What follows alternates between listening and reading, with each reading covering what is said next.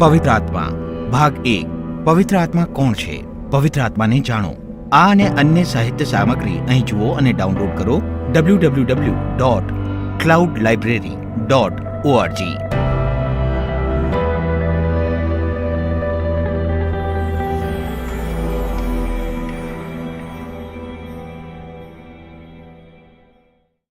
Hello મિત્રો, તમે એમ series દ્વારા પવિત્ર આત્મા ઉપર અભ્યાસ કરવા જઈ રહ્યા છો.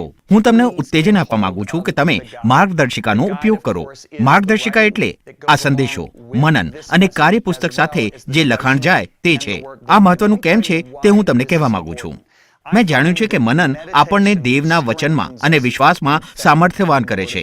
આ મનન અને કાર્યપુસ્તકને વાંચતા તમને વિશ્વાસમાં આગળ વધારવા, તમારા વિશ્વાસને ઉત્તેજિત કરવા અને તમે આ બહુ જ અગત્યના વિષયમાં વધુ ઊંડા જાઓ માટે અમે બહુ ધ્યાનથી આ બાબતો બનાવી છે. ફક્ત પવિત્ર આત્મા જ દૈવત્વમાંની એક વ્યક્તિ છે જે વાસ્તવમાં આ પૃથ્વી પર છે. તે જ આપણા પ્રભુ ઈસુ ખ્રિસ્તને પ્રગટ કરે છે, મહિમાવાન કરે છે અને મોટો બનાવે છે. આપણે તેને જેટલો વધારે જાણીશું તેટલા જ વધારે ઈસુને જાણીશું. તેથી માર્ગદર્શિકા પ્રાપ્ત કરવાથી તમે આ વર્ગમાં જે દેવનું વચન સાંભળો છો તેને તે તમારા હૃદયમાં મજબૂત કરશે, જેથી તમે પવિત્ર આત્માના સંબંધમાં રહીને જીવતા જીવનની અદ્ભુત ચાલ અને જીવનની મુસાફરી શરૂ કરી શકો. આશા છે કે તમે એમ સિરીઝનો આનંદ માણશો. ઈશ્વર તમને આશીર્વાદ આપો. અમે અહીં પાલ્મર લેક, કોલોરાડોની અમારી ઓફિસમાં છીએ અને મને એટલો બધો આનંદ થાય છે કે અહીં આપણા સૌથી નિકટના ભાગીદારો, મિત્રો અને સ્ટાફ પણ છે. મને ભૂખનો અહેસાસ થાય છે. મને લાગે છે કે અત્યારે જ મારી અંદરથી ખેંચાણ બહાર આવી રહ્યું છે. તે બહુ અદ્ભુત છે. તમે લોકો સુંદર છો. મને તમારી તરફ જોવાનું ગમે છે કારણ કે મને લાગે છે કે તમે પવિત્ર આત્માથી ભરપૂર છો. તેથી તમે બહુ જ રૂપાળા અને સુંદર છો. આમીન. આપણે જેની વાત કરી રહ્યા છીએ તે તો પવિત્ર આત્મા છે. હું તમને કંઈક કહેવા માંગુ છું. મારા જીવનમાં આ ગયો મહિનો બહુ જ અદ્ભુત હતો. તે ગત મહિને શરૂ થયું. હું ઉપવાસ પર હતો અને મને ખરેખર લાગ્યું કે પવિત્ર આત્માએ મારી સાથે વાત કરી અને કહ્યું, પ્રેરિતોના કૃત્યોનું પુસ્તક વાંચ. આના વિશે નક્કર હકીકત તો એ છે કે અગાઉના સમયે હું ઉપવાસ કરતો હતો ત્યારે પવિત્ર આત્માએ કહ્યું, પ્રેરિતોના કૃત્યોનું પુસ્તક વાંચ. મેં કહ્યું સારું. આગલી વખતે પ્રેરિતોના કૃત્યોનું પુસ્તક વાંચતા મને યાદ છે કે પાઉલ પ્રેરિત ઉપસી આવ્યો હતો. તેના જીવનનું તેડું તો વિદેશીઓ પાસે જવાનું હતું, પણ તેના સ્વાભાવિક પ્રેમને કારણે તેણે સૌપ્રથમ દરેક શહેરના સભા સ્થાનોમાં તેના યહૂદી દેશવાસીઓ પાસે જવાનું રાખ્યું. તેના પરિણામે તે મુશ્કેલીમાં મુકાઈ ગયો હતો અને તેની સૌથી મોટી મુશ્કેલી તો તે યહૂદી લોકો દ્વારા જ આવતી હતી. એ ઉપવાસ વખતે દેવે મારી સાથે વાત કરી અને કહ્યું કે મેં તને જે કરવાનું તેડું આપ્યું છે તેને જ વળગી રહે, કારણ કે જો તું તેની બહાર જઈશ તો તું મુશ્કેલી વહોરી લઈશ. આ વખતે જ્યારે મેં પ્રેરિતોના કૃત્યોનું પુસ્તક વાંચ્યું ત્યારે મારા માટે કંઈક અલગ જ ઉપસી આવતા હું આશ્ચર્ય પામ્યો. હું જોવા લાગ્યો કે પ્રેરિતોના કૃત્યોના પુસ્તકમાં શરૂઆતથી જ પ્રેરિતો, આગેવાનો અને વિશ્વાસીઓ પવિત્ર આત્મા તરફ કેટલું બધું જોતા, કેટલું બધું તેની સાથે વાતચીત કરતા, કેટલો બધો તેની પર આધાર રાખતા અને કેટલું બધું તેના વિશે બોલતા. મારો મતલબ કે તે બધી જગ્યાથી બહાર ઉપસી આવતું. મને ખબર પડી કે તે તેમના જીવનોનો બહુ જ મહત્વનો ભાગ હતો અને તેમણે જે કંઈક કર્યું તે બધામાં તે સામેલ થયેલો હતો. પ્રેરિતોના કૃત્યોના પુસ્તકમાંની કેટલાક વિધાનો સાંભળો. અને આ તો બધા નથી. તે કંઈક આ પ્રમાણે કહે છે, અમે એ વાતો માટેના તેના સાક્ષી છીએ અને તે જ પ્રમાણે પવિત્ર આત્મા પણ સાક્ષી છે. પ્રેરિતોના કૃત્યો 5:32 આપણે વાંચીએ છીએ, પવિત્ર આત્માએ મને કહ્યું કે તેઓની સાથે જા. તેઓમાંના એકે આત્માની પ્રેરણાથી કહ્યું કે આખા જગતમાં મોટો દુકાળ પડશે. પ્રેરિતોના કૃત્યો 11:28 પવિત્ર આત્માના મોકલવાથી તેઓ ગયા. પ્રેરિતોના કૃત્યો 13:4 પવિત્ર આત્માને તથા અમને એ સારું લાગ્યું. પ્રેરિતોના કૃત્યો 15:28 પવિત્ર આત્માએ તેઓને આસિયામાં સુવાર્તાનો બોધ કરવાની મના કરી હતી. પ્રેરિતોના કૃત્યો 16:6 તેઓએ બિથુનિયા જવાનો પ્રયત્ન કર્યો પણ ઈસુના આત્માએ તેઓને જવા દીધા નહીં. પ્રેરિતોના કૃત્યો 16:7 પાઉલે આત્માના આગ્રહથી સાક્ષી આપી. પ્રેરિતોના કૃત્યો 18:5 આત્માનો આગ્રહ હતો કે પાઉલે મકદોનિયા જવું જોઈએ. પ્રેરિતોના કૃત્યો 19:21 દરેક શહેરમાં પવિત્ર આત્માએ મને એવી સાક્ષી આપે છે. પ્રેરિતોના કૃત્યો 20:23 તમે પોતાના સંબંધી તથા જે ટોળા ઉપર પવિત્ર આત્માએ તમને મધ્યસ્થીઓ નિમ્યા છે તે સર્વ સંબંધી સાવધાન રહો. પ્રેરિતોના કૃત્યો 20:28 તમે વિશ્વાસ કર્યો ત્યારે તમે પવિત્ર આત્મા પામ્યા. પ્રેરિતોના કૃત્યો 19:2 પવિત્ર આત્માને જૂઠું કહેવાનું શૈતાને તારા મનમાં કેમ ભર્યું છે? પ્રેરિતોના કૃત્યો 5:3 પ્રભુના આત્માનું પરીક્ષણ કરવાને તમે બંને કેમ સંપ કર્યો છે? પ્રેરિતોના કૃત્યો 5:9 તમે સદા પવિત્ર આત્માની સામા થાઓ છો. પ્રેરિતોના કૃત્યો 7:51. શું તમે જુઓ છો તેઓ પવિત્ર આત્મા વિશે કેટલું બધું કહેતા હતા? તેથી હું વિચારું છું, 1 મિનિટ થોભો. આજે મારા દિવસમાં ખરેખર મને આવું જોવા મળતું નથી. એવું શા માટે છે કે આપણે તેના વિશે વાત કરતા નથી? તેથી હું અહીં થોડાક સીધા વિધાનો કરું છું જે મને લાગે છે જાહેર થવા જોઈએ. પ્રથમ, વાસ્તવિક રીતે પવિત્ર આત્મા વિના કોઈ ખ્રિસ્તી જીવન નથી. પવિત્ર આત્મા વિના ખ્રિસ્તીપણું શુષ્ક, યંત્રવત અને ભૌતિક થઈ જાય છે. મંડળીમાંથી પવિત્ર આત્માને લઈ લો અને તે એક સામાજિક મંડળ અથવા ધાર્મિક સંસ્થા બની જશે. પવિત્ર આત્મા વિના પ્રેમ નથી. પવિત્ર આત્મા વિના પ્રકટીકરણ નથી. ખરેખર તો પવિત્ર આત્મા વિના શાસ્ત્ર જીવલેણ બની જાય છે. કારણ કે બીજો કરંથીઓને પત્ર 3:6 કહે છે, અક્ષર મૃતકારક છે પણ આત્મા જીવનદાયક છે. પવિત્ર આત્મા વિના દર્શન નથી. પવિત્ર આત્મા વિના આનંદ નથી. પવિત્ર આત્મા વિના શાંતિ નથી. પવિત્ર આત્મા વિના સ્વતંત્રતા નથી. બીજો કરંથીઓને પત્ર 3:17 પાઉલ કહે છે, પ્રભુ આત્મા છે અને જ્યાં પ્રભુનો આત્મા છે ત્યાં સ્વતંત્રતા છે. હવે 1 મિનિટ ઉભા રહો. જ્યાં પ્રભુનો આત્મા છે તે સર્વવ્યાપી છે, તે સર્વત્ર છે. તેથી પાઉલ અહીં ખરેખર શું કહેવા માંગે છે તે આપણે સારી રીતે સમજવાની જરૂર છે. પાઉલ જે કહે છે તેનો વધારે સારો અનુવાદ આ પ્રમાણે થઈ શકે, જ્યાં કંઈ આત્મા પ્રભુ છે ત્યાં સ્વતંત્રતા છે. બીજો કરંથીઓને પત્ર 3:17 શાબ્દિક રૂપાંતર. તેને પ્રભુ બનવાની પરવાનગી આપવામાં આવતી નથી. પ્રભુ એટલે શું? તે અધિકારમાં સર્વોચ્ચ છે. દરેક ઘરમાં, દરેક ખ્રિસ્તી જીવનમાં, દરેક મંડળીમાં તેને પ્રભુ બનવાની પરવાનગી આપવામાં આવતી નથી. જ્યાં તેને પ્રભુ બનવાની પરવાનગી આપવામાં આવતી નથી ત્યાં તમારી પાસે સ્વતંત્રતા હોતી નથી. તમે શુષ્ક થઈ જાઓ છો. તમે તમારો આનંદ ગુમાવી દો છો. તમે તમારો આરામ ગુમાવી દો છો. તમને જીવન જીવવાની તીવ્ર ઈચ્છા રહેતી નથી. હું 50 થી વધારે વર્ષનો છું. હું માની શકતો નથી કે મેં એ વાત કહી. અને જૂન 1979માં 19 વર્ષે જેમ હું દેવના આત્માથી ભરપૂર થયો હતો તેમ હું હજી પણ જીવન જીવવા માટેની તીવ્ર ઈચ્છા ધરાવું છું. એટલે હવે તમે કહી શકો છો કે મારી ઉંમર કેટલી છે. તેથી અમે અહીંયા જે શિક્ષણ આપી રહ્યા છીએ તેનો હેતુ તમને પવિત્ર આત્મા વ્યક્તિનો પરિચય કરાવવાનો છે. તેના વિશે પુસ્તકો લખી શકાય. પવિત્ર આત્મા ઉપર હું અઠવાડિયાઓ સુધી ઉપદેશ કરી શકું. શું તમે કલ્પના કરી શકો? હું અહીં ઊભો થઈને 4 સેશનમાં લીઝા બીવિયર વિશે કહેવાનો પ્રયત્ન કરતો હોઉં? એ અશક્ય છે. મેં આ અદ્ભુત સ્ત્રી સાથે 30 વર્ષથી લગ્ન કરેલું છે અને હું તમને કંઈક કહેવા માંગુ છું. પ્રત્યેક દિવસે તેના વ્યક્તિત્વ અને તેની રીતો વિશેના મારા જ્ઞાનમાં અને સમજવામાં હું હજી પણ વૃદ્ધિ પામી રહ્યો છું. અને હું 4 સેશનમાં તેના વિશે તમને કહી શકું એ કદાપી શક્ય ન બની શકે. હું તમને તેનો પરિચય કરાવી શકું. હું તમને કહી શકું કે તેની સાથે સંપર્ક કેવી રીતે થઈ શકે, તેની સાથે વાતચીત કેવી રીતે થઈ શકે, કેવી રીતે તેનું સાંભળી શકાય, કેવી રીતે તેની સાથે કામ કરી શકાય. શરૂઆત કરવામાં હું તમારી મદદ કરી શકું પણ હું તમને તેના વિશે બધું કહી શકું નહીં. તેથી આ સેશનોમાં પવિત્ર આત્મા વિશે હું તમને બધું કહું તેવી જો તમે મારી પાસે અપેક્ષા રાખતા હો તો ભૂલી જાઓ. કારણ કે લીઝા તો ફક્ત 30ની છે. પવિત્ર આત્મા અનંતકાળથી અનંતકાળ સુધી છે. તેની ઉંમર લીઝા કરતાં વધારે છે. સમજી ગયા? દરેક ખ્રિસ્તી આ દુઃખદ ભૂલ કરે છે અને તે છે પવિત્ર આત્માને પ્રથમ એક વ્યક્તિ તરીકે નિકટતાથી ઓળખ્યા વિના તેઓએ તેના કાર્યનો અભ્યાસ કરવાનો અને સમજવાનો પ્રયત્ન કર્યો છે. તમે જ્યારે તેવું કરો છો ત્યારે એક મોટી ભૂલ કરો છો. એ બહુ મહત્વનું છે કે આપણે આપણા હૃદયોમાં એ સ્થાપિત કરીએ કે પવિત્ર આત્મા એક દૈવી વ્યક્તિ છે, એક જે અતિ પવિત્ર, અતિ જ્ઞાની, અતિ સામર્થ્યવાન છે, તેમ છતાંય અદ્ભુત રીતે કોમળ, અદ્ભુત રીતે સંવેદનશીલ અને અદ્ભુત રીતે અનુકંપા ભર્યો છે. એક જે આપણો પ્રેમ, આપણી આરાધના, આપણો વિશ્વાસ, આપણી ભક્તિ, આપણું પૂર્ણ સમર્પણ પામવાની યોગ્ય છે. કે પછી પવિત્ર આત્મા દેવ તરફથી ઉત્પન્ન થતો ફક્ત એક પ્રભાવ છે, એક અગમ્ય દેવી શક્તિ.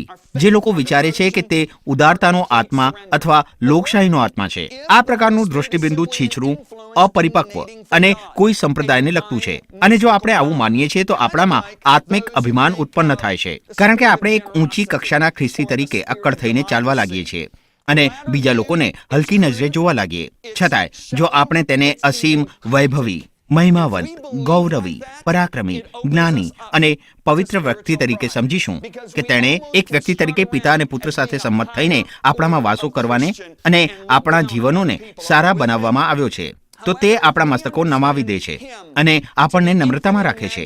જે લોકો દેવને પ્રભાવ તરીકે જુએ છે, જેઓ દેવને ફક્ત એક દેવી અસ્તિત્વ તરીકે જુએ છે, તો તમે જાણો છો તેઓ સતત શું કયા કરશે? મારે પવિત્ર આત્મા વધારે પ્રમાણમાં જોઈએ છે. જેઓ તેને એક અદ્ભુત છતાં પરાક્રમી વ્યક્તિ તરીકે સમજે છે તેઓ કહેશે, હું મારા તરફથી તેને વધારે કેવી રીતે આપી શકું? તમે આત્મિક અભિમાનમાં નહીં ચાલો, કારણ કે તમને લાગશે કે તમે કોઈકના તરફથી વધારે પામ્યા છો. તમને ખબર પડે છે કે આ અદ્ભુત ઉત્પન્નકર્તાને હું મારા તરફથી વધુને વધુ કેવી રીતે આપી શકું? શું તમે આમીન કહી શકો? કેટલાક લોકો દેવના આત્માને વ્યક્તિના બદલે ફક્ત એક પ્રભાવ તરીકે જુએ છે, કારણ કે તેઓ તેનો નાન્યતર જાતિની વસ્તુ તરીકે ઉલ્લેખ કરે છે. તમે જાણો છો, આત્મા તેને નાન્યતર જાતિમાં તે કહેશે. મારી ખ્રિસ્તી સેવાના સર્વ સમયો દરમિયાન જેટલી વાર મેં સાંભળ્યું તેટલી વાર મને $1 મળે. પવિત્ર આત્માને નાન્યતર જાતિમાં ઉલ્લેખ કરતો સાંભળતા દરેક વાર મને $1 મળે તો હું બહુ ધનવાન થઈ જાઉં. પવિત્ર આત્મા એક પરમ વ્યક્તિ છે અને તે તમારો સૌથી નિકટનો મિત્ર થવા ઈચ્છે છે. તે જોવાને બદલે ઘણા તેને પવિત્ર અસ્તિત્વ તરીકે જુએ છે. જો લોકો શાસ્ત્રનું મનન કરે અને તેને વાંચે અને શાસ્ત્રને બોલવા દે તો તેઓને ખબર પડે કે પવિત્ર આત્માની પાસે મન છે. રોમનોને પત્ર 8:27 આત્માના મન વિશે વાત કરે છે કે તે ઈચ્છા ધરાવે છે. પહેલો કોરિન્થીયોને પત્ર 12:11 કહે છે કે તેની ઈચ્છા પ્રમાણે તેના દરેક કૃપાદાનો વહેંચે છે. રોમનોને પત્ર 15, ગલાતીયોને પત્ર 5:22 અને એફેસીઓને પત્ર 4:30 પ્રમાણે તેને પ્રેમ અને આનંદ જેવી લાગણીઓ છે. તે કહે કે તેને ખેદિત અને દુઃખી કરી શકાય છે. તે દિલાસો આપે છે. હિબ્રુઓને પત્ર 3:11 પ્રમાણે તે બોલે છે. હકીકતમાં પહેલો તિમોથી 4:1 કહે છે કે તે સ્પષ્ટતાથી બોલે છે. તે શિક્ષણ આપે છે. કોઈ શિક્ષક મૂંગા હોય તે હું જાણતો નથી. શું તમે જાણો છો? હું જાણું છું કે શિક્ષકો એવા લોકો છે કે જે વાતચીત કરે, બરાબર? તેને ખિન્ન કરી શકાય છે, તેને ખેદિત અને દુઃખી કરી શકાય છે. એફેસીઓને પત્ર 4:30 તેનું અપમાન કરી શકાય છે. હિબ્રુઓને પત્ર 10:29 તેનો સામનો કરી શકાય છે. પ્રેરિતોના કૃત્યો 7:51 તેની આગળ જૂઠું બોલી શકાય છે. પ્રેરિતોના કૃત્યો 5. પવિત્ર આત્મા વિશેની આપણી પહેલી છાપ તે એક કબૂતર છે. એવું કેમ છે? કારણ કે ચારેય સુવાર્તામાં આપણે વાંચીએ છીએ કે પવિત્ર આત્મા કબૂતરની પેઠે ઈસુ પર ઉતર્યો. પણ શું હું એક વિધાન કરી શકું? શું આપણે આવા વિધાનો કરતા નથી? તે પવનની જેમ દોડે છે અને તે બળદની જેમ બળવાન છે. શું તે તેને પવન બનાવી દે છે અથવા તેને ચોપગું પ્રાણી બનાવી દે છે? બિલકુલ નહીં. પણ કોઈ કહે, હા પણ જ્હોન, તેને દેવના રાજ્યાસન સમક્ષ સળગતા અગ્નિ સાથે સરખાવવામાં આવ્યો છે. હું તમને કહું એ પણ કે બાઇબલ કહે છે, રાજ્યાસનની તથા 4 પ્રાણીઓની વચમાં તથા વડીલોની વચમાં મારી નંખાયેલા હલવાન જેવું એક હલવાન ઊભું રહેલું મેં જોયું. યોહાને ઈસુનું વર્ણન આ પ્રમાણે કર્યું હતું. ઈસુ ચોક્કસપણે એક ચોપગું પ્રાણી નથી. જેમ પવિત્ર આત્મા દેવના રાજ્યાસન સમક્ષ સળગતા અગમ્ય અગ્નિ સમાન નથી, તેમ ઈસુ પણ એક હલવાન નથી. શું તમે મારી સાથે છો? તો પવિત્ર આત્મા કોણ છે? તે દૈવત્વની ત્રીજી વ્યક્તિ છે. ઉત્પત્તિ 1:26 કહે છે, દેવે કહ્યું, આપણે પોતાના સ્વરૂપ અને પ્રતિમા પ્રમાણે માણસને બનાવીએ. દેવે એવું કહ્યું નહીં કે હું માણસને બનાવું, આપણે માણસને બનાવીએ. પ્રેરિતોના કૃત્યો 10:38 જુઓ. તમે જોશો કે પિતા, પુત્ર અને પવિત્ર આત્મા બધાની સ્પષ્ટ રીતે ઓળખ આપવામાં આવી છે. કેવી રીતે નાઝરેથના ઈસુને દેવે પવિત્ર આત્માથી અથવા સામર્થ્યથી અભિષિક્ત કર્યો. તે ભલું કરતો તથા શૈતાનથી જેઓ પીડાતા હતા તેઓ સર્વને સાજા કરતો ફર્યો. દેવ પિતા ઈસુને પવિત્ર આત્માથી અભિષિક્ત કરે છે. ત્રણે ત્યાં જ છે.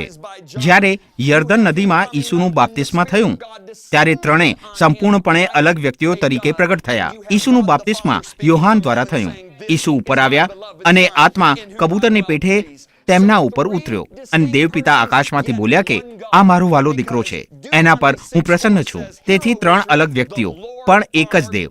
કારણ કે પુનર્નિયમ 6:4 કહે છે, હે ઇઝરાયલ સાંભળ, યહોવા આપણો દેવ તે એકલો જ યહોવા છે. તમે રોમનોને પત્ર 3:30 જુઓ.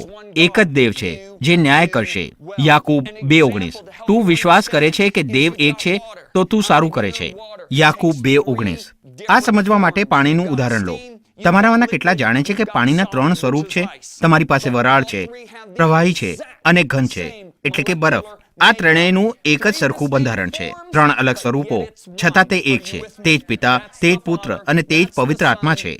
આમીન. ક્લાઉડ લાઇબ્રેરીની જાહેરાત. શું તમારે જ્હોન અને લીઝા બીવિયર તરફથી વધારે જોરદાર શિક્ષણ જોઈએ છીએ? જો તમે અથવા બીજું કોઈ અંગ્રેજી સિવાય બીજી ભાષા બોલો છો તો જુઓ cloudlibrary.org. તમારી ભાષા પસંદ કરો. આ વિશાળ સંગ્રહાલયમાંથી સાહિત્ય સામગ્રી પસંદ કરો. ઈ બુક્સ, સંપૂર્ણ શૈક્ષણિક અભ્યાસક્રમ, વિડીયો અને ઓડિયો સંદેશાઓ. નવી સાહિત્ય સામગ્રી મેળવવા માટે રજીસ્ટર કરો. વધુ જાણવા માટે cloudlibrary.org જુઓ.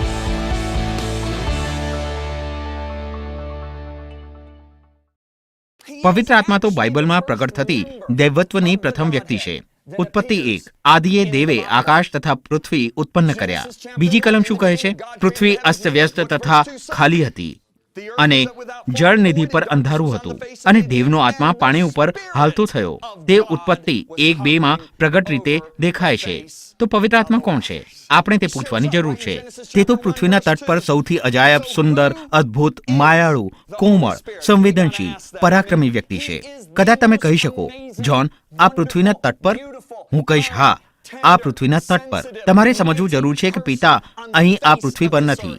તેઓ સ્વર્ગમાં તેમના રાજ્યાસન પર છે. ઈસુ અહીં પૃથ્વી પર નથી. હું દર વખતે લોકોને કહેતા સાંભળું છું, ઈસુ મારા હૃદયમાં છે. પ્રેરિતોના કૃત્યો 1:9-11 માં દૂતે સ્પષ્ટપણે કહ્યું છે કે તેઓ દેવને જમણે હાથે બેઠેલા છે. તેઓના શિષ્યોના દેખતા તેને ઉપર લઈ જવામાં આવ્યો, અને વાદળાએ તેઓની દૃષ્ટિથી તેને ઢાંકી દીધો. તેઓ આકાશ તરફ જોઈ રહેતા હતા.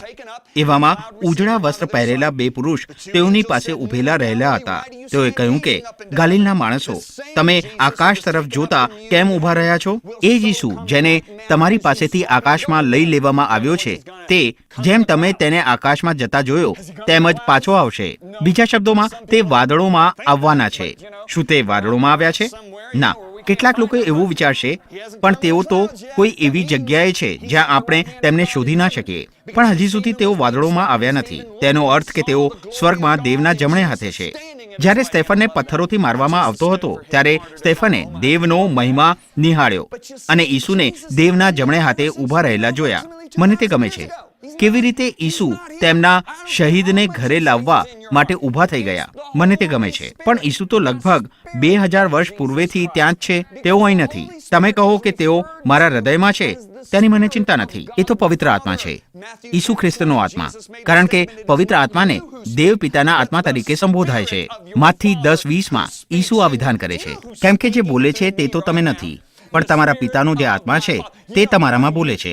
શું તમે જાણો છો અત્યારે મારા દ્વારા કોણ બોલી રહ્યું છે? મારા પિતાનો આત્મા. તમે જાણો છો, આ રેકોર્ડિંગ અગાઉ મેં સંદેશો આપવાનો પણ પ્રયત્ન કર્યો. જે કોઈ પહેલા સંદેશો આપી ચૂક્યું છે તો તે જાણે છે કે આ એક દુઃખદ બાબત છે. તે ભયાનક છે. હું સંદેશો આપી શકતો નથી. તો પછી અચાનક શું થાય છે? મારા પિતાનો આત્મા મારી ઉપર આવે છે અને હું દેવનું વચન બોલવા લાગુ છું. હું તેને પ્રેમ કરું છું. તે બહુ જ અજાયબ છે. તેણે કદી મને શુષ્ક રાખ્યો નથી. તેણે કદી મને શુષ્ક રહેવા છોડી દીધો નથી. તે આપણને કદી છોડી દેતા નથી કે તજી દેતા નથી. તે દેવપુત્રનો આત્મા છે. મેં કહ્યું, આત્મા તો દેવપુત્રનો આત્મા છે. ફિલિપીઓને પત્ર 1:19, કેમ કે તમારી પ્રાર્થનાથી તથા ઈસુ ખ્રિસ્તના આત્માની સહાયથી એ મારા તારણને સારું ઉપયોગી થઈ પડશે, એ હું જાણું છું. ત્રણેય સાથે કામ કેવી રીતે કરે છે? 1 કોરિન્થી 12:5-7 માં આપણને તેનો જવાબ મળે છે. વળી સેવા અનેક પ્રકારની છે, પણ પ્રભુ તો એકનો એક. કાર્યો અનેક પ્રકારના છે, પણ દેવ એકનો એક છે, જે સર્વમાં કરતા હરતા છે. 1 કોરિન્થીઓને પત્ર 12:5-7 આપણે વાંચીએ છીએ, વળી સેવા અનેક પ્રકારની છે, પણ પ્રભુ તો એકનો એક. કાર્યો અનેક પ્રકારના છે, પણ દેવ એકનો એક છે, જે સર્વમાં કરતા હરતા છે. પણ આત્માનું પ્રકટીકરણ દરેકને સામાન્ય હિતને માટે આપવામાં આવ્યું છે. કોરિન્થીઓને પત્ર 12:5-7. તેથી તમે જોઈ શકો છો કે આ આપણને શું બતાવે છે? તેઓ કેવી રીતે કાર્ય કરે છે તેની અંતરસૂચ આપણને આપે છે. પિતા કરતા હરતા છે, બરાબર? તે કલમ 6 છે. તેઓ શરૂ કરે છે. પુત્ર સેવા સંભાળે છે અને પવિત્ર આત્મા પ્રકટીકરણ આપે છે. હવે તમને આ સમજવામાં મદદ મળે માટે ધારો કે આપણે મકાન બાંધીએ છીએ, બરાબર? જો આપણે મકાન બાંધવા માંગીએ છીએ તો શું થાય? તમારી પાસે આર્કિટેક્ટ છે, બિલ્ડર છે અને કાર્યકરો છે, જે લોકો મકાન ખરેખર બાંધવાના છે, બરાબર? આ ઉદાહરણમાં આ છીછરું છે, પણ અસરકારક છે. દેવપિતા આર્કિટેક્ટ છે, ઈસુ બિલ્ડર છે અને પવિત્ર આત્મા કાર્યકર્તા છે, જે હકીકતમાં મકાન બાંધે છે. તે ઉત્પત્તિનો પ્રગટ કરનાર છે. શું તમે મારી સાથે સંમત છો? ઈસુએ કહ્યું, જો હું દેવના આત્માથી ભૂતોને કાઢું છું તો ચોક્કસ દેવનું રાજ્ય તમારી પાસે આવ્યું છે. માથી 28:12. શું તમે એ સાંભળો છો? જો હું દેવના આત્માથી ભૂતોને કાઢું છું. પણ લુકની સુવાર્તા પ્રમાણે આ કહે છે, પણ જો હું દેવને આંગળીથી ભૂતોને કાઢું છું. લુક 11:20. તેથી એક સરખી જ પરિસ્થિતિમાં માથી લખે છે દેવનો આત્મા, લુક લખે છે દેવની આંગળી. તેથી પવિત્ર આત્મા દેવની આંગળી છે. તમારે કંઈક સમજવાની જરૂર છે. ગ્રીક લોકોએ હંમેશા આકાર પ્રમાણે લખ્યું.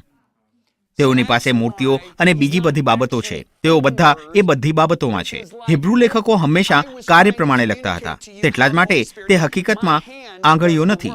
આ તો એવું છે જાણે જો હું પવિત્ર આત્મા કેવો છે તે વિશે તમારી સાથે વાત કરતો હોઉં તો મારું મગજ જે કાર્ય કરાવવા ઈચ્છે છે તે કાર્ય મારો હાથ કરે છે. તેને દેવની આંગળી, દેવના હાથ, દેવનો ભુજ એ રીતે પ્રગટ કરવામાં આવ્યો છે. બળવાન ભૂત તથા લાંબા કરેલા હાથ વડે દેવે પોતાના લોકને છોડાવ્યા.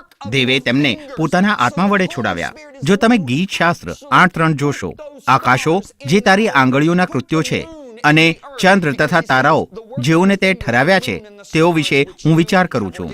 તે તો પવિત્ર આત્મા છે કે જેણે તારાઓને તેઓની ભ્રમણ કક્ષામાં મૂક્યા છે. ચંદ્ર અને પૃથ્વીને તેણે મૂક્યા છે, કારણ કે તે કહે છે ચંદ્ર તથા તારાઓ જે તારા આંગળીના કૃત્યો છે, જેઓને તે ઠરાવ્યા છે તેઓ. તે એ જ છે જેણે સર્જનને પ્રગટ કર્યું છે. તેથી તે પાણી પર હાલતો થયો. આર્કિટેક્ટ શરૂ કરે અને પુત્ર અમલ ચલાવે તે માટે રાહ જોતો હતો, કારણ કે ઈસુ દેવનો શબ્દ છે.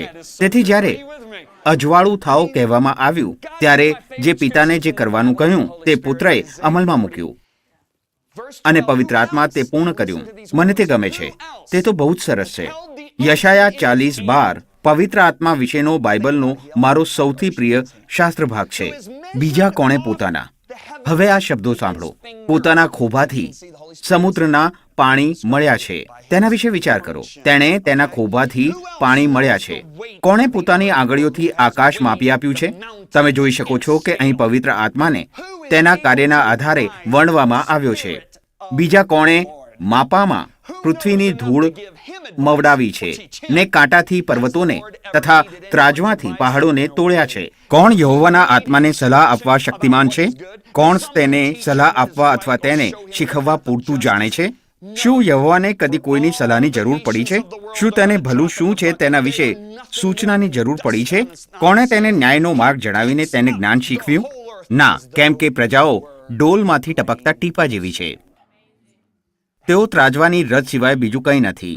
તે આખી પૃથ્વીને ઉચકી લે છે જાણે કે તે રેતીના કણ જેવી હોય. યશાયા 40:12-15 તે તો દેવનો આત્મા છે. શું તમે જોયું કે તે કેટલો સામર્થ્યવાન છે? શું તમે સમજો છો કે તે કેટલો સામર્થ્યવાન છે? યાદ છે જ્યારે મેં કહ્યું કે તે આપણામાં વાસો કરવા માટે પિતા અને પુત્ર સાથે સંમત થયો છે? તે બાબત આપણું મસ્તક નમાવી દે છે. આમેન. માનવજાતની ઉત્પત્તિના સંબંધમાં ઉત્પત્તિ 2:7 કહે છે, અને યહોવા દેવે ભૂમિની માટીનું માણસ બનાવ્યું અને તેના નસકોરામાં જીવનનો શ્વાસ ફૂંક્યો અને માણસ સજીવ પ્રાણી થયું. તે કોણે કર્યું? પવિત્ર આત્માએ. હું તે કેવી રીતે જાણું છું? 33:4 અયુબ કહે છે, દેવના આત્માએ મને સર્જ્યો છે ને સર્વશક્તિમાનનો શ્વાસ મને જીવન આપે છે. તેણે જ આદમના નસકોરામાં જીવનનો શ્વાસ ફૂંક્યો, અને ફક્ત આદમને જ નહીં પણ આપણા દરેકને, કારણ કે ગીત શાસ્ત્ર 139:13 કહે છે, મારું અંતઃકરણ તે ઘડ્યું છે અને મારી માના પેટમાં તે મારી રચના કરી છે. મારી માના પેટમાં તે મારી રચના કરી છે. વાસ્તવમાં આપણે જે સર્વને જોઈએ છે તે બધું દેવના આત્માએ રચેલું છે. નીતિવચન 26:10 કહે છે, મહાન દેવે સઘળી રચના કરી છે. તેણે જ પિતાની સર્જનાત્મક ઈચ્છાને પ્રગટ કરી છે. તેથી પવિત્ર આત્મા તે દેવ છે. તેને કેવી રીતે સંબોધવામાં આવ્યો છે? દેવના વચન દ્વારા તેના કયા નામ પ્રગટ થયેલા છે? બાઇબલમાં 96 વખત તેને પવિત્ર આત્મા કહેવામાં આવ્યો છે. 28 વખત તેને પ્રભુનો આત્મા કહેવામાં આવ્યો છે. 26 વખત તેને દેવનો આત્મા કહેવામાં આવ્યો છે. તેને સનાતન આત્મા કહેવામાં આવ્યો છે. તેને સહાયક કહેવામાં આવ્યો છે. તેને સંબોધક કહેવામાં આવ્યો છે. તેને પવિત્ર કહેવામાં આવ્યો છે. તેને પ્રભુ કહેવામાં આવ્યો છે. તેને સત્યનો આત્મા કહેવામાં આવ્યો છે. તેને ખ્રિસ્તનો આત્મા, સુબુદ્ધિનો આત્મા, તમારા પિતાનો આત્મા, દેવના ભયનો આત્મા કહેવામાં આવ્યો છે. મહિમાનો આત્મા, કૃપાનો આત્મા. તેને ઈસુ ખ્રિસ્તનો આત્મા, ન્યાયનો આત્મા, સળગતો આત્મા, જ્ઞાનનો આત્મા કહેવામાં આવ્યો છે. જીવનનો આત્મા, પ્રેમનો આત્મા, પરાક્રમનો આત્મા, સામર્થ્યનો આત્મા, પ્રબોધનોનો આત્મા, પ્રકટીકરણનો આત્મા, સાવધ બુદ્ધિનો આત્મા, સમજણનો આત્મા, ડહાપણનો આત્મા, પવિત્રતાનો આત્મા. મને તે ગમે છે. પવિત્ર દેવનો આત્મા. ઈસુ પવિત્ર આત્મા ઉપર આધારિત હતા. તેઓ પવિત્ર આત્મા દ્વારા ગર્ભે રહ્યા હતા. તેઓ પવિત્ર આત્મા દ્વારા શિક્ષિત થયા હતા. તેઓ પવિત્ર આત્મા દ્વારા સામર્થ્યવાન થયા હતા. જ્યાં સુધી યર્દન નદીમાં આત્મા દ્વારા તેમનું બાપ્તિસ્મા ના થયું ત્યાં સુધી તેમણે એક પણ ચમત્કાર ના કર્યો, કારણ કે યોહાનની સુવાર્તા કહે છે કે તેમણે તેમનો પહેલો ચમત્કાર ગાલિલના કાના ગામમાં કર્યો. બાપ્તિસ્મા પામ્યા પછી આત્મા તેમની ઉપર આવ્યો. તેઓ આત્મા દ્વારા દોરવાયા. તેમણે આત્માને જે બોલતો સાંભળ્યો તે બોલ્યા. યોહાન 14:10 ઈસુ કહે છે, જે વાતો હું તમને કહું છું તે હું મારા પોતાના તરફથી નથી કહેતો, પણ પિતા મારામાં રહીને પોતાના કામ કરે છે. ધ્યાનમાં લો કે ઈસુએ એમ નથી કહ્યું કે આકાશમાંના પિતા. તેમણે કહ્યું પિતા જે મારામાં રહે છે. એક મિનિટ થોભો જોન, એક મિનિટ થોભો. તમારા કહેવાનો અર્થ એ કે તેઓ પવિત્ર આત્માને પિતા તરીકે સંબોધે છે? શા માટે ના સંબોધે? દૂતે યુસુફને શું કહ્યું તે જુઓ. તારી પત્ની મરિયમને તેડી લાવવાને બી માં, કેમ કે તેને જે ગર્ભમાં રહેલો છે તે પવિત્ર આત્માથી છે. માથી 21. શા માટે તેઓ તેને મારા પિતાનો આત્મા નહીં કહે? ઈસુ જ્યારે પૃથ્વી પર હતા ત્યારે ઈસુ અને પવિત્ર આત્માએ એક થઈને એકબીજાની સાથે કાર્ય કર્યું. હકીકતમાં ઈસુએ આ વિધાન કર્યું. પુત્ર પોતાની મેળે કંઈ કરી શકતો નથી. જો ઈસુને તેમનું કાર્ય, તેમનું દેવે આપેલું કાર્ય પૂર્ણ કરવા પવિત્ર આત્માની સતત ભાગીદારીની જરૂર રહેતી હતી, તો આપણને આપણું કાર્ય પૂર્ણ કરવા માટે આત્માના સામર્થ્યની કેટલી બધી જરૂર પડે? ઈસુ સિવાય બીજું કોઈ પવિત્ર આત્માને વધારે સારી રીતે ઓળખતું નથી. તેથી દેવત્વની આ અદ્ભુત વ્યક્તિની સાથે કેવી રીતે વાર્તાલાપ કરવો તે સમજવા માટે આપણે તેમની ઈસુની તરફ જોવાની જરૂર છે. યોહાન 14 ઈસુ કહે છે, જો તમે મારા પર પ્રેમ રાખો છો તો મારી આજ્ઞાઓ પાળશો, અને હું પિતાને વિનંતી કરીશ ને તે તમને બીજો સહાયક આપશે, તમારી પાસે સદા રહેવા માટે આપશે. એટલે સત્યનો આત્મા જેને જગત પામી નથી શકતું. અવિશ્વાસી તેને પામી શકતું નથી, કેમ કે તે તેને જોતું નથી અને તેને ઓળખતું નથી. પણ તમે તેને ઓળખો છો, કેમ કે તે તમારી સાથે રહે છે અને તમારામાં વાસો કરશે. હું તમને અનાથ નહીં મૂકીશ, હું તમારી પાસે આવીશ. યોહાન 14:15-18. આમાં કેટલી બધી સોનાની લગડીઓ છે. પણ સૌ પ્રથમ ઈસુએ કહ્યું, જો તમે મારા પર પ્રેમ રાખો છો તો મારી આજ્ઞાઓ પાળશો. શું તે રસદાયક નથી? પવિત્ર આત્મા વિશે કહેતા પહેલા ઈસુ પોતાનું પ્રભુત્વ, વચન અને આજ્ઞા પાલન વિશે વાત કરે છે. એ રસદાયક છે કે પીતર પ્રેરિતોના કૃત્યો 5:32 કહે છે, અમે એ વાતોના સાક્ષી છીએ અને દેવે પોતાની આજ્ઞા માનનારાઓને જે પવિત્ર આત્મા આપ્યો છે તે પણ સાક્ષી છે. શા માટે આપણે તેના વિશે વાત કરતા નથી? દેવ પોતાની આજ્ઞા માનનારાઓને પવિત્ર આત્મા આપે છે. નોંધ કરો, ઈસુએ કહ્યું, હું તમને બીજો સહાયક આપીશ. બીજો શબ્દ તરફ નજર કરો. આખા નવા કરારમાં બીજો શબ્દ માટે 2 ગ્રીક શબ્દો આપેલા છે. તે 2 ગ્રીક શબ્દો છે હેટેરોસ અને એલોસ. હેટેરોસ એટલે જુદા પ્રકારનો બીજો, એલોસ એટલે એ જ પ્રકારનો બીજો. પ્રશ્ન એ છે કે અહીં ઈસુ શેના વિશે વાત કરી રહ્યા છે? મને ખાતરી કરવા દો કે તમે સમજો. ડેવિડ, અહીં આવો. તો આ ડેવિડ છે. જો હું ડેવિડને એક સફરજન આપું અને ડેવિડ તે સફરજન ખાઈ જાય અને હું કહું, ડેવિડ તમારે બીજું જોઈએ છે? જો હું તેને નારંગી આપું તો મેં તેને બીજું ફળ આપ્યું, એટલે કે બીજું પણ જુદી જાતનું. જો હું તેને બીજું સફરજન આપું તો એ જ જાતનું છે. નારંગી હેટેરોસ થશે, સફરજન એલોસ થશે. તો ઈસુ કયા શબ્દનો ઉપયોગ કરે છે? તેઓ એલોસ શબ્દનો ઉપયોગ કરે છે. તેઓ કહે છે પવિત્ર આત્મા મારા જેવો જ છે, હુબહુ. તેઓ કહે છે કે બીજો સહાયક હશે. સહાયક બોલો. અહીં ગ્રીક શબ્દ છે પારાક્લેટોસ. રસપ્રદ છે કે યોહાનના બીજા પત્રમાં ઈસુને વર્ણવવા માટે આ શબ્દનો ઉપયોગ કરેલો છે, જ્યારે તે કહે છે કે આપણી પાસે પિતા સાથે એક વકીલ છે. પારાક્લેટોસ આ શબ્દ ઈસુના કાર્યનું વર્ણન કરે છે. તો આ ગ્રીક શબ્દનો અર્થ શું છે? ખરેખર તો આ શબ્દ વકીલ માટે વપરાતો હતો, જે કોઈનો દાવો લડતો હોય. તેનો અર્થ વ્યક્તિગત સલાહકાર કે માર્ગદર્શક પણ થાય છે. હવે પારાક્લેટોસને 2 શબ્દોમાં વહેંચી શકાય, પારા અને ક્લિયો. પારા એટલે બહુ નિકટનું, સાથોસાથે. પાઉલે તિમોથી સાથેનો તેનો સંબંધ વર્ણવવા પારા શબ્દનો ઉપયોગ કર્યો હતો. પાઉલની સાથે તિમોથી સિવાય બીજું કોઈ એટલું નજીક ન હતું. પાઉલ પોતાની સાથેની તિમોથીની નિકટતાનું વર્ણન કરવા એ શબ્દનો ઉપયોગ કર્યો હતો. શું તમે મારી સાથે છો? મારી પત્ની લીઝા મારા માટે પારા છે. પૃથ્વીના તટ પર લીઝા બિવિયર સિવાય બીજું કોઈ મારી નજીક નથી. તેની સાથે મારા સંબંધો વર્ણવા હું તે શબ્દનો ઉપયોગ કરીશ. ક્લિયો એટલે તેડું આપવું અથવા બોલાવવું. જ્યારે પ્રેરિતો તેમના તેડા વિશે વર્ણન કરતા ત્યારે શાસ્ત્રમાં વારંવાર આ શબ્દ વાપરવામાં આવ્યો હતો. બીજા શબ્દોમાં જ્યારે પાઉલે કહ્યું કે મને વિદેશીઓ માટે પ્રેરિત તરીકે તેડવામાં આવ્યો છે, શું તમે મારી સાથે છો? તેડું શબ્દમાં ભાવિનો સમાવેશ થાય છે અને તેમાં કાયમીપણું રહેલું છે. તેથી જો તમે આ બે શબ્દોને સાથે મૂકો તો તમે જાણો છો ઈસુ શું કહેવા માંગે છે.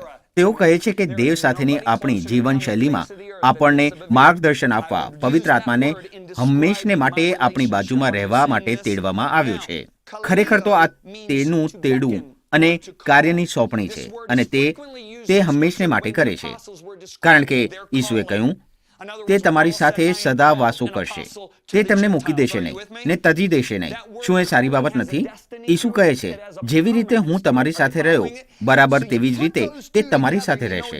હું લોકોને વારંવાર કહેતા સાંભળું છું કે જો હું ઈસુની સાથે ચાલ્યો હોત તો મેં તેમને ઘણા બધા પ્રશ્નો પૂછ્યા હોત. શા માટે તમે આ પ્રશ્નો પવિત્ર આત્માને પૂછતા નથી? શું તમે એવું વિચારો છો કે તે એક વસ્તુ છે? શું તમે એવું વિચારો છો કે તે દેવ તરફથી આવતી એક પ્રભાવ છે? કે પછી શું તમે ખરેખર એવું માનો છો કે તે એક વ્યક્તિ છે? જો તમે માનો છો કે તે એક વ્યક્તિ છે તો તમે તેને પ્રશ્નો પૂછશો, કારણ કે તમે જાણો છો કે તે સર્વજ્ઞ છે. મેં અગાઉ પણ આ કહ્યું છે અને ફરીથી કહી રહ્યો છું. મને લાગે છે કે તે મંડળીમાં સૌથી વધારે અવગણના પામેલી વ્યક્તિ છે. કેટલી બધી વાર આપણે દેવળમાં જઈએ છીએ અને તેનું નામ બોલાતું નથી અથવા તેને યાદ પણ કરવામાં આવતું નથી. કેટલી બધી વાર ખ્રિસ્તીઓ પોતાનો દિવસ પસાર કરી નાખે છે અને જેને તેમની સાથે ચાલવા માટે તેમનામાં હંમેશના માટે તેડવામાં આવેલો છે તેની સાથે એક શબ્દ પણ કહેતા નથી હોતા. ઈસુએ યોહાન 16:17 મગજ હલાવી નાખે એવું વિધાન કર્યું. તે કહે છે તો પણ હું તમને સત્ય કહું છું. થોભો અને તેના વિશે વિચાર કરો. તેઓ આ લોકો સાથે 3.5 વર્ષ રહ્યા અને જે કંઈ તેણે તેઓને કહ્યું તે બધું જ પૂર્ણ થયું. તેમણે કહ્યું પવન શાંત થા અને તે શાંત થયો.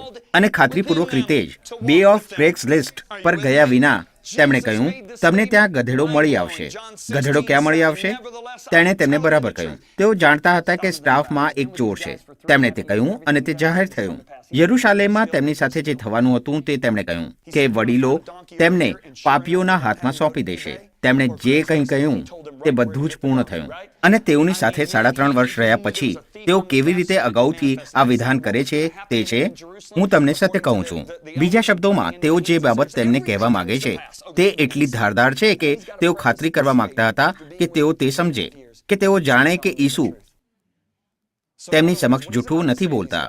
એક એ કે જે કદી જૂઠું બોલ્યા નથી, જૂઠી બોલી શકતા નથી. તે કહે છે હું તમને સત્ય કહેવા માંગુ છું. આ સત્ય છે લોકો. કલમનો બાકીનો ભાગ શું કહે છે? મારું જવું તમને લાભકારક છે, કેમ કે જો હું નહીં જાઉં તો સહાયક તમારી પાસે આવશે નહીં, પણ જો હું જાઉં તો હું તેને તમારી પાસે મોકલી દઈશ. મને ન્યૂ લિવિંગ ટ્રાન્સલેશન વધારે ગમે છે. તેઓ કહે છે હું જાઉં એ તમારા માટે શ્રેષ્ઠ છે. ઈસુ જતા રહ્યા. તે આપણા માટે શ્રેષ્ઠ શા માટે છે? તેના વિશે વિચાર કરો. જો ઈસુ રહ્યા હોત તો આપણને તેમની સાથે વાત કરવાનો અથવા તેમને આપણને મળવાનો સમય ના મળત. આપણે તેલ અવીવ સુધી વિમાનમાં જવું પડત અને ગાલિલ જવા માટે કાર ભાડે કરવી પડત. તેમને શોધવાનું અઘરું નહીં હોય, કારણ કે 2,000 લોકો તેમની આજુબાજુ હશે. તેમને પ્રશ્ન પૂછવા સેન્ટરમાં જવા રાહ જોતા હશે. અને તમે જાણો છો તેમને ઊંઘવાની જરૂર પડે, તેમને જમવાની જરૂર પડે. તેથી કદાચ તેમની પાસે આપણા માટે 14 કલાક રહ્યા હોય અને લોકોની મોટી ભીડ તેમની પાસે વાત કરવા આવ્યા જ કરે. પણ જ્યારે આપણે પવિત્ર આત્માનો વિચાર કરીએ જે ઈસુ જેવો જ છે અને ઈસુની જેમ જ શિક્ષણ આપે છે, દેવની વાતો ઈસુની જેમ જ સમજાવે છે. પવિત્ર આત્માને ઊંઘવું પડતું નથી, તેને જમવાનું હોતું નથી. તે 10,000 અલગ અલગ લોકો સાથે નિકટતાથી એક જ સમયે 10,000 અલગ અલગ વાર્તાલાપ કરી શકે છે. તેટલા જ માટે ઈસુએ કહ્યું હું જાઉં એ તમારા માટે વધારે સારું છે. તેથી હવે પછીના સેશનમાં આપણે આ અદ્ભુત દેવ સાથે કેવી રીતે નિકટતા કેળવી શકીએ તે વિશે વાત કરીશું. પવિત્ર આત્મા સેશન 2. જ્હોન સાથે સંપર્ક કરો. johnbevere@ymail.com. જ્હોન બિવિયરને ફેસબુક અને ટ્વિટર પર ફોલો કરો. પવિત્ર આત્માનું વ્યક્તિત્વ. તમે દેવનો અવાજ સાંભળી શકો છો. જ્હોન અને લીઝા બિવિયર તરફથી આ અને અન્ય સાહિત્ય સામગ્રી તમારી ભાષામાં જોવા અને ડાઉનલોડ કરવા જુઓ cloudlibrary.org. વધુમાં youtube.com, youku.com અને બીજી વેબસાઇટો